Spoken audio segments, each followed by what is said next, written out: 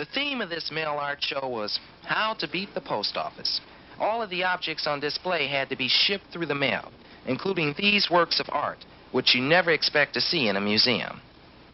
Someone sent in a broken egg, a pair of hands, a doorbell, some cheese, a frisbee, broken records, a heart-shaped pillow, and a very unusual-looking leaf from some kind of plant or weed. The exhibit drew entries from as far away as Cuba, Hungary, Tunisia, Poland, Nicaragua, Bulgaria, and Romania. This is a mail art exhibition, but basically it's a new direction in art, and it's been going on for a number of years, but it's finally become an international movement, and it's one in which anyone can participate. The show was sent with the idea of no jury, no fees, and no returns, so everything sent in the show is gratis. And the concept with mail art is that anyone who sends a piece of work through the mail, it will be exhibited. Our theme was to test the United States Postal Service, because they'd come up with a new series of regulations on what could be sent. And some of the people that participated really did that. I mean, we got amazing responses from the mailmen who delivered the pieces, from people who came in to see it. Jeff, tell them a Jeff Ginsberg piece here. Just trying to deliver his piece, he was chased out of 2 different post offices. He finally abandoned the piece in a post office. They threw it in the trash, and then they noticed there was an address and stamps on it, so they did deliver it to us. So, I mean, some of the pieces that we got were really absurd. I mean, I got a raw fish in the mail, and a bag of water, and a balloon that didn't get popped. In a way, we documented how efficient our postal system is, and we also documented how strange some of the people are as far as their sense of humor that wanted to participate in the show. And also the integrity of the post office. We have dollar bills hanging over there that came through with just the address of the show on them. And a postage stamp, and 3 of them came through. We received a number of extremely fragile objects through the mail that you look at it and you wonder, how did this thing ever arrive here? So in a way, that's one portion of the thing.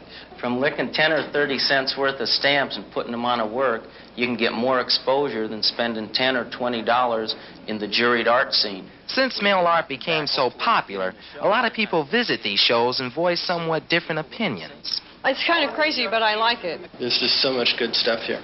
Well, I don't like it. And I quit painting until I ran into mail art a couple years ago and got involved in it, and it made me start working again. I like the Cavallini poster very much. That's a real piece of artwork. I think it's a great exhibit. I think we should have left it up longer because there's so much to look at. And every time I would come in, I would see something new. This was a piece that came in, and it's Mr. Bill Goes to the Post Office. Oh, no! I think it's really amazing, some of the things that made it through the mail.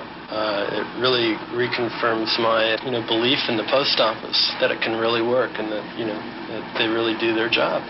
It's just a good way for a lot of people to be seen. I really think it's great. I couldn't really qualify this as art, and I can't conceive of black stocking as being art.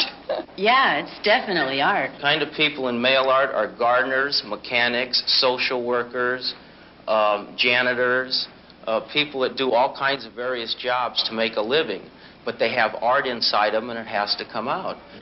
Well, some of the stuff is really dumb. I mean, people just send in anything and they put it up, I mean, how great can that be? Someone who sends in just a postcard with nothing on it, that's not art, because it's just nothing. Just sending in a postcard with nothing on it is art. In a sense, it's creative that you can put it together yourself, but that's not my feeling of art.